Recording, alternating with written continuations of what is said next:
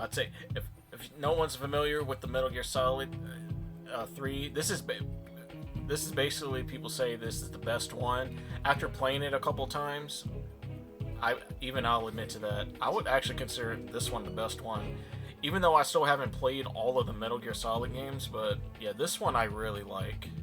But yeah, anyways, yo, come on, let's do it. American version, English, start game. Yeah, I hope I can start a new game.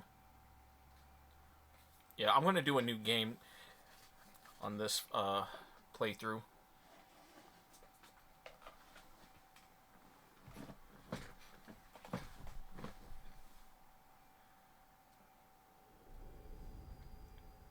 Konami presents. You got Metal Gear Solid 3 Snake Eater HD Edition.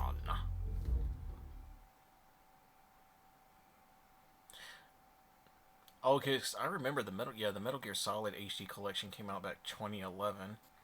Yeah, let's go ahead and do new game. Oh.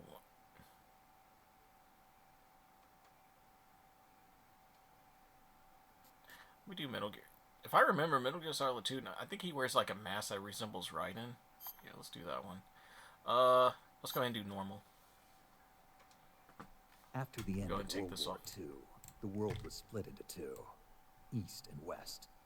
This marked the beginning of the era called the Cold War.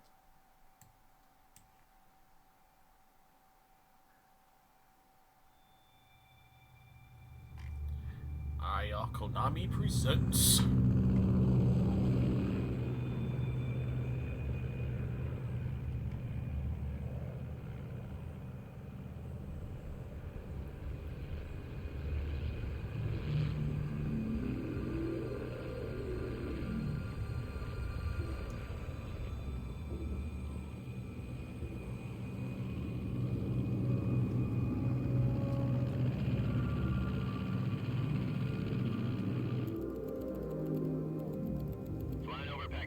Altitude 30,000 feet. Approaching Soviet airspace. 20 minutes to drop off. Commencing internal depressurization. Equipment check. Arm main parachute. All right. You ready to go? Drop zone still showing a high pressure mass. Cav okay. Good. We've got high visibility.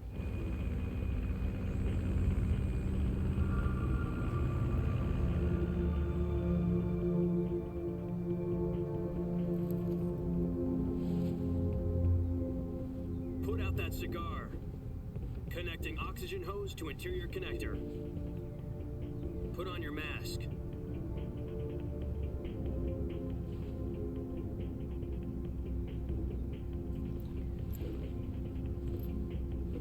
Does this panty waste know what he's doing? Approaching release point. 10 minutes to drop off. Hey, are you deaf? He said put out the cigar and put on your mask.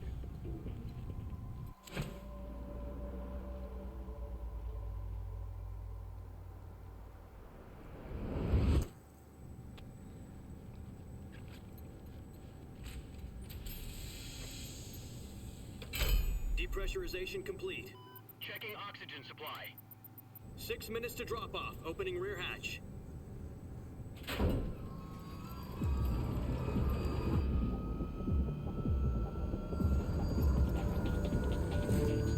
Sunrise. The helmet says Metal Gear Solid. Snake Eater.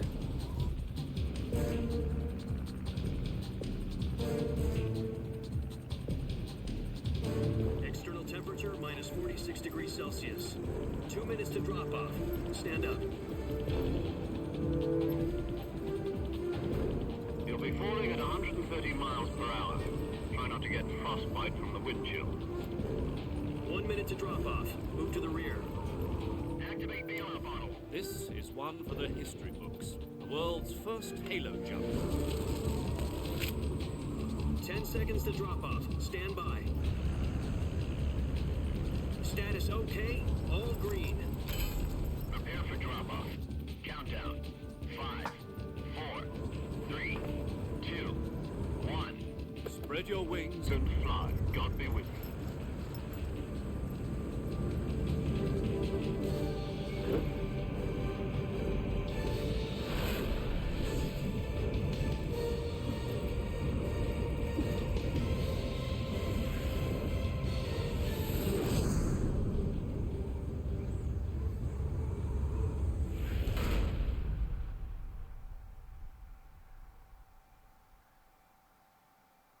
Jack, I've got some important news.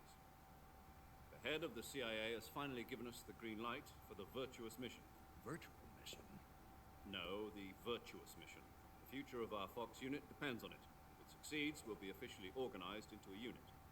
Virtuous mission? Sounds like some kind of initiation ritual. You know, don't get cocky. This isn't a training arm. Right. So what exactly is this wonderful mission? Well, about 2 years ago, a certain Soviet scientist requested asylum in the West through one of our moles. His name is Nikolai Stepanovich Sokolov.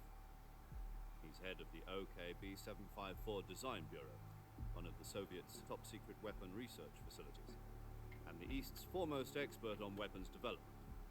Sokolov? Isn't he that famous rocket scientist? The very same. On April the 12th, 1961, the Soviets achieved the first manned spaceflight in history. The Earth was blue, but there was no God. Well spoken. The rocket that carried Yuri Gagarin to orbit was the A-1, known as the Vostok rocket.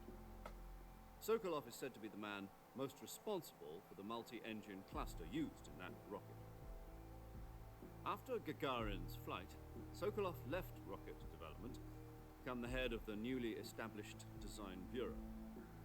From a lowly technician to head of a design bureau, that's quite a success story, so why'd he want to defect? It seems he'd become afraid of his own creations. Afraid? Call it a crisis of conscience. And for that, he left his country and his family behind and went over the fence? Not exactly. One of his conditions was that his family was also to be taken safely to the west. He used a mole to get the family out first and succeeded in sneaking Sokolov over the Berlin Wall shortly afterwards. I was the one who conducted the operation. The security on the eastern side was still full of holes back then. Then what? We got Sokolov over in one piece, but the whole ordeal had left him exhausted, and we checked him into a hospital in West Berlin. It took him 2 weeks and more than 600 miles to get from the research facility in the Soviet Union to Berlin. He was in no condition to say anything coherent.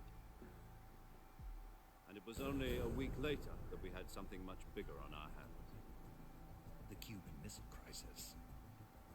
October the 16th, 1962, President Kennedy received word that the Soviets were in the process of deploying intermediate-range ballistic missiles in Cuba. The President demanded that the Soviets dismantle and remove the missiles. At the same time, he announced a naval blockade to prevent further missile shipments from reaching Cuba. But the Soviets didn't back down, instead placing their armed forces on secondary alert. Soviet transport ships carrying missiles continued on course towards Cuba. US and Soviet forces went on alert for an all-out nuclear war. Frantic negotiations were conducted through the UN's Emergency Security Council and unofficial channels to end the hair-trigger standoff. Finally, on October the 28th, the Soviet Union agreed to remove its missiles from Cuba, and so the world avoided a nuclear holocaust. But in order to get the Soviets to pull their missiles out, we had to make a deal. You mean the one where the US agreed to remove its IRBMs from Turkey? No.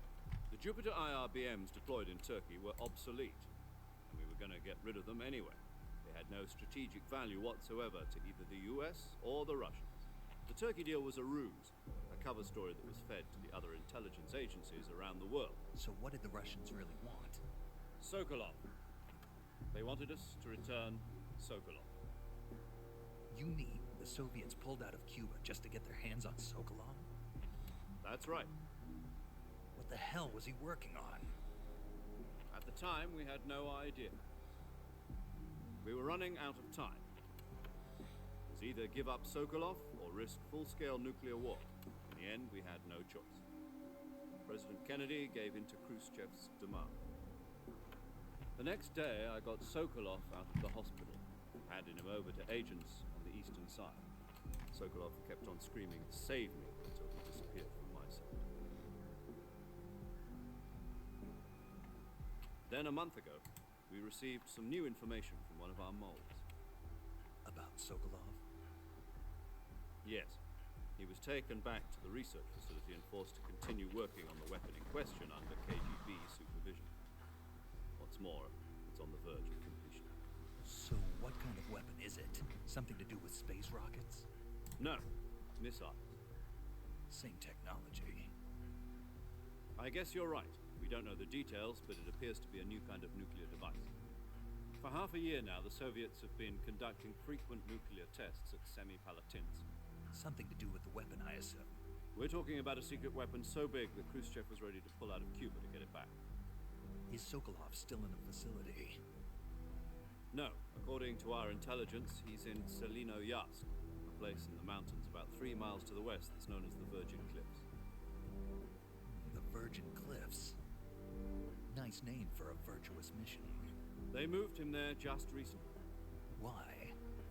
Apparently, they're conducting a field test of the weapon, but it's our best chance to get him back. This mission would never have been possible if he was still in the research facility.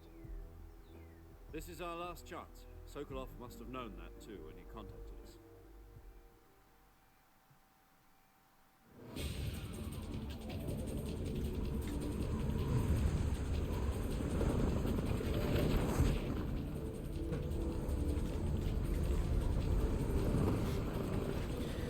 Alright, here we go.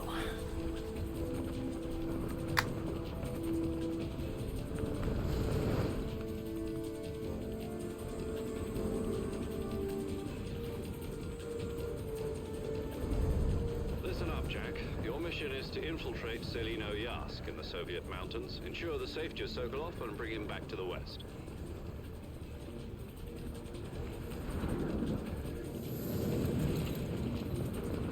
If we don't get Sokolov back before that weapon is complete, we'll be facing a major crisis. The clock is ticking.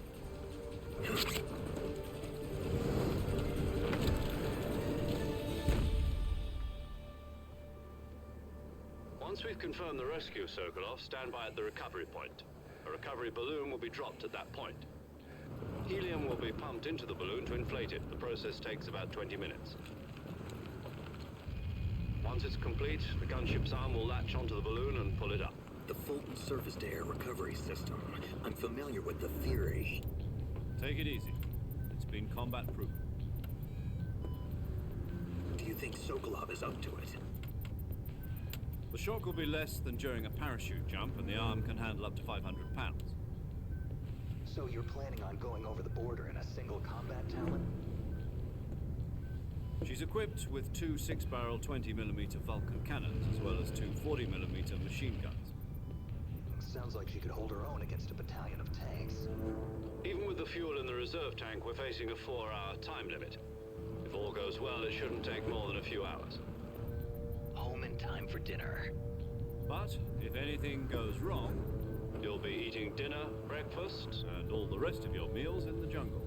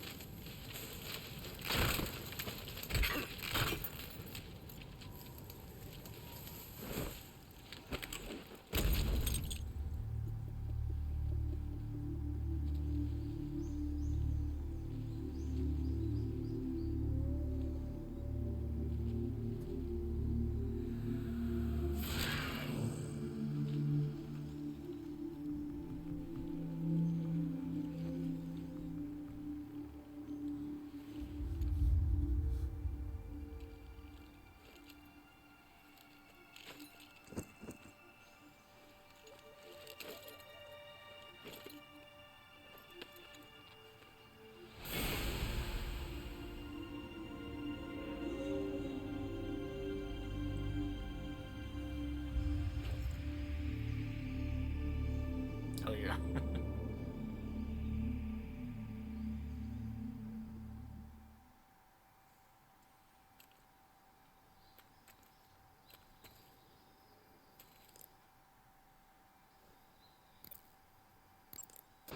What's wrong?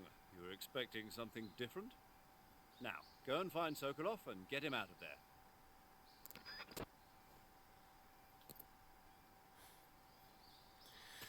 Okay. Oh yeah, I still have that mask on.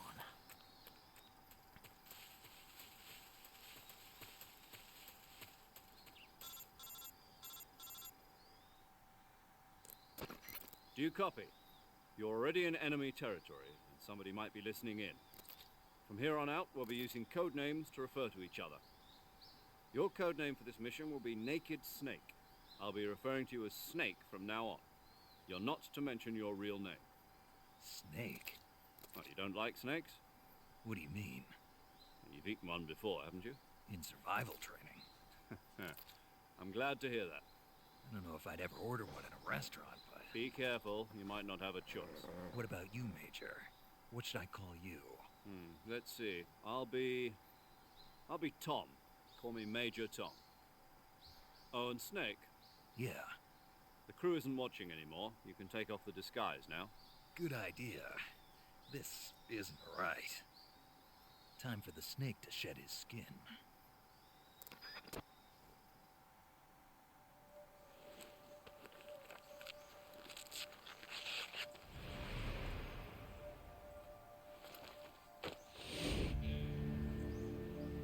Here we go.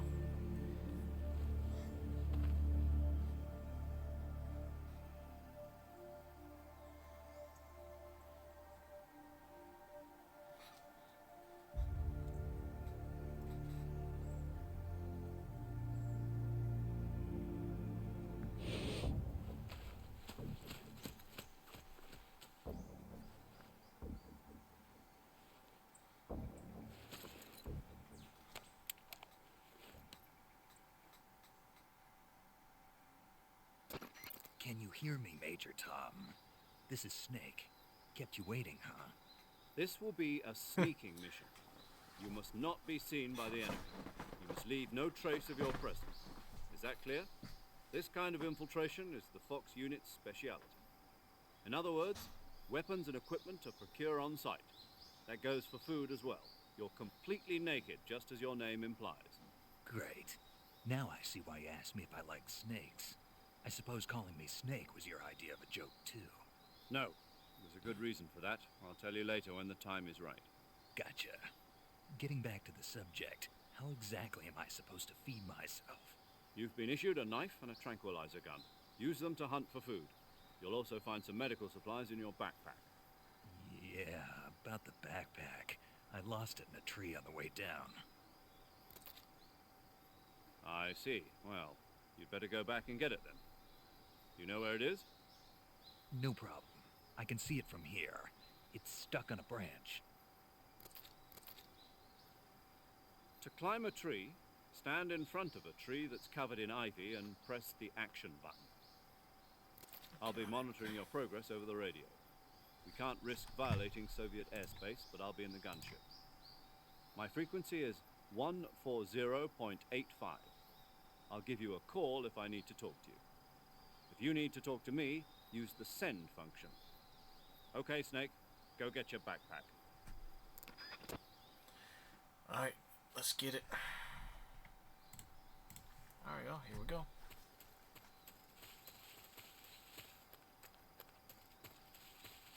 In the top left corner, got my health and the stamina bar.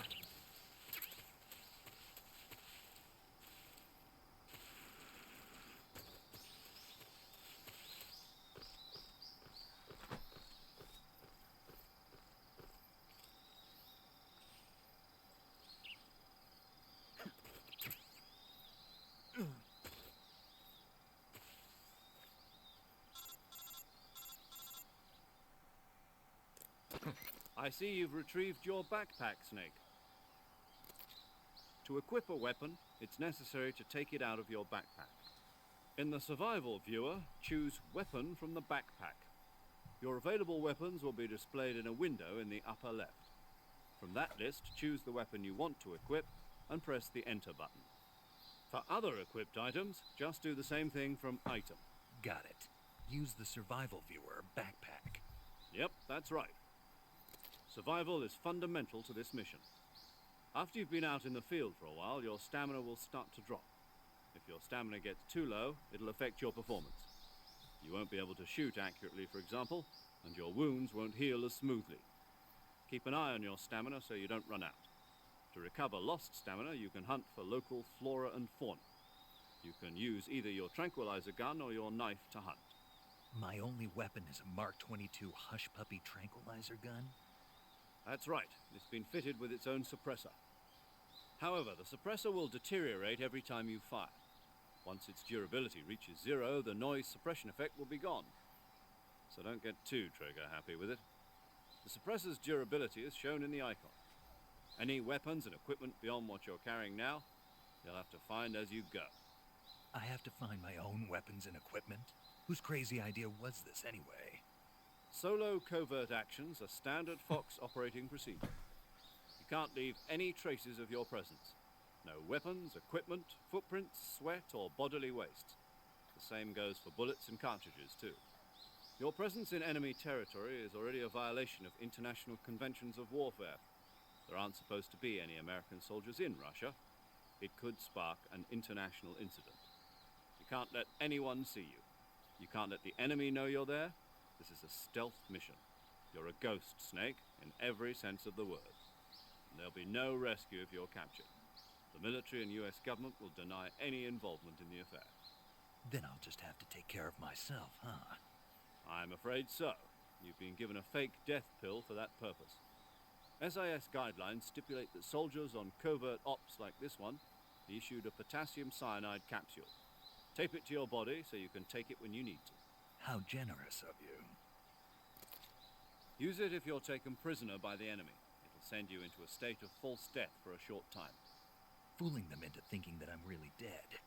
So, how do I come back to life? Just take the revival pill. You mean that thing they put in my tooth before the mission? That's the one. But be careful. If you remain in a state of false death for too long, nothing will be able to bring you back. Remember that. I'll keep it in mind. You said this was a solo mission, right? Right. I guess that means I can't count on any reinforcements. Correct. The mission rests entirely in your hands. A real one-man army. Relax. There's a support team ready to back you up over the radio. Who? I'll introduce them to you. This time, survival is of utmost importance. The first member of the support team will be in charge of monitoring your physical condition, acting as a medic, so to speak, as well as recording your mission data. She's a member of Fox as well, and she's here on the gunship with me. She? Hello, Snake. I'm paramedic. Nice to meet you. Paramedic. As in a medic who comes in by parachute. Aren't you going to tell me your real name? Are you going to tell me yours, Mr. Snake? My name, huh? It's John Doe. And they call you Jack for short. You're a regular Captain Nemo. A name means nothing on the battlefield. After a week, no one has a name. What's your name? Jane Doe. Very funny. I wasn't joking, but I'll tell you my name only if you manage to make it back alive. My frequency is 145.73. She's also in charge of recording your mission data. Whenever you want to save, send a message over the reserved save frequency, 140.96. So saving lets me record my mission data.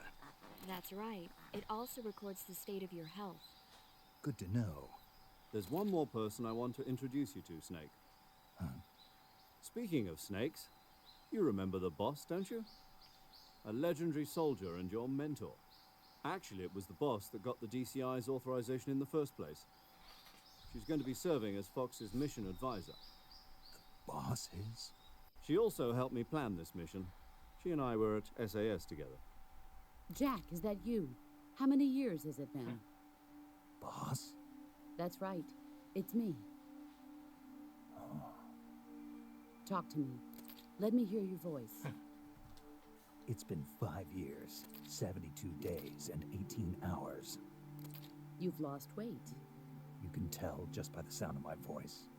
Of course I can. I know all about you. Really? Well, I don't know anything about you. What's that supposed to mean? Why'd you disappear on me all of a sudden? I was on a top-secret mission. You didn't need me anymore. But there were still so many things I wanted you to teach me. No, I taught you everything you needed to know about fighting techniques. I taught you all I could. The rest you needed to learn on your own. Techniques, sure. But what about how to think like a soldier? How to think like a soldier? I can't teach you that. A soldier needs to be strong in spirit, body, and technique. And the only thing you can learn from someone else is technique. In fact, technique doesn't even matter. What's most important is spirit. Spirit and body are like two sides of a single coin. They're the same thing. I can't teach you how to think. You'll just have to figure it out for yourself. Listen to me, Jack. Just because soldiers are on the same side right now doesn't mean they always will be. Having personal feelings about your comrades is one of the worst sins you can commit. Politics determine who you face on the battlefield. And politics are a living thing. They change along with the times. Yesterday's good might be tomorrow's evil. Is that why you abandoned me? No, it had nothing to do with you. I already told you, Jack. I was on a top-secret mission. A soldier has to follow whatever orders he's given. It's not his place to question why. But you're looking for a reason to fight. You're a natural-born fighter, but you're not quite a soldier. A soldier is a political tool, nothing more. That's doubly true if he's a career soldier. Right and wrong have no place in his mission. He has no enemies and no friends. Only the mission. You follow the orders you're given. That's what being a soldier is. I do whatever I have to get the job done. I don't think about politics. That's not the same thing. Sooner or later, your conscience is going to bother you. In the end, you have to choose whether you're going to live as a soldier or just another man with a gun. There's a saying in the Orient, loyalty to the end. Do you know what it means? Being patriotic. It means devoting yourself to your country. I follow the president and the top brass. I'm ready to die for them if necessary. The president and the top brass won't be there forever. Once their terms are up, others will take their place. I follow the will of the leader, no matter who's in charge. People aren't the ones who dictate the missions. Then who does? The times. People's values change over time, and so do the leaders of a country. So there's no such thing as an enemy in absolute terms. The enemies we fight are only enemies in relative terms, constantly changing with the times. As long as we have loyalty to the end, there's no point in believing in anything, even in those we love. And that's the way a soldier's supposed to think? The only thing we can believe in with absolute certainty is the mission, Jack. All right, but do me a favor. What is it? Call me Snake. Snake? Oh, right. Your code name is Snake. It suits you well. That's right. The legendary unit that the boss put together during World War II was a snake. The Cobra unit. A group of heroes that brought the war to an end and saved the world. As long as you've got a legendary hero backing you up, you'll be fine. Isn't that right, Snake? Yeah. I can't think of anyone else I'd rather have with me. Oh, and one more thing, boss. Yes? It's good to hear your voice again. Same here. After all, who knows if either of us will make it out alive? Snake, you are always best at urban warfare and infiltrating buildings. But this is the jungle. Survival is going to be key. Those CQC techniques I taught you are sure to come in handy. CQC? Close quarters combat, huh? I've been in the Green Berets for the past few years. I'm probably pretty rusty. Not to worry. I'll be here to help you remember. After all, this is your first actual survival mission. I'll be supporting you over the radio. Where are you, boss? Next to the Major? The boss is communicating with us by radio from aboard a Permit-class submarine in the Arctic Ocean. My frequency is 141.80. Call me if you need my advice on battle techniques. Gotcha.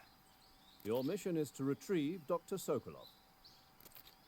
Dr. Sokolov is being held in an abandoned factory located to the north of your current position. Avoid heavy combat and don't let anyone see you. Don't forget that this is a stealth mission. Snake, try to remember some of the basics of CQC.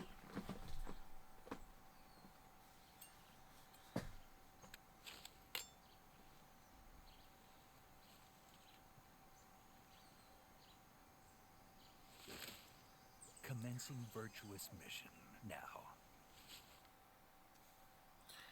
Dang.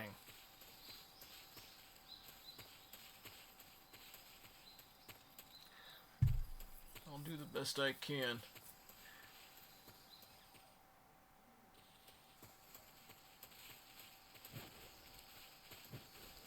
Access. Alright. Access to roll. Or just to tap. Or just while you're running, tap. Okay. Alright.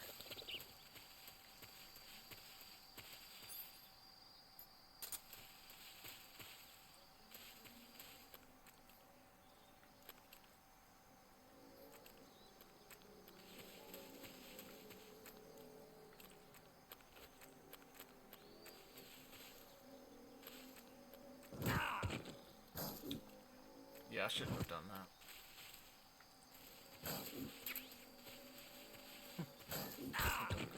What the? Oh, I didn't even see the... I think that's something.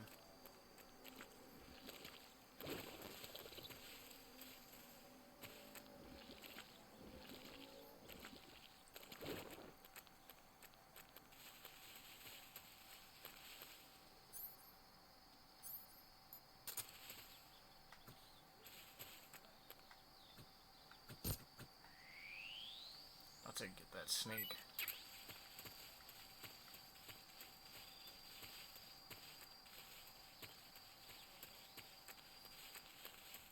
I forgot when was the last time I played this game. I think last time I played this game was probably last summer.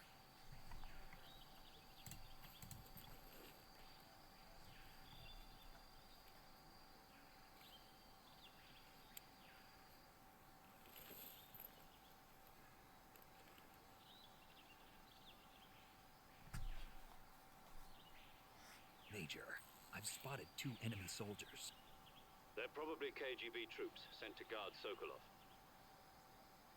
AK-47s and grenades.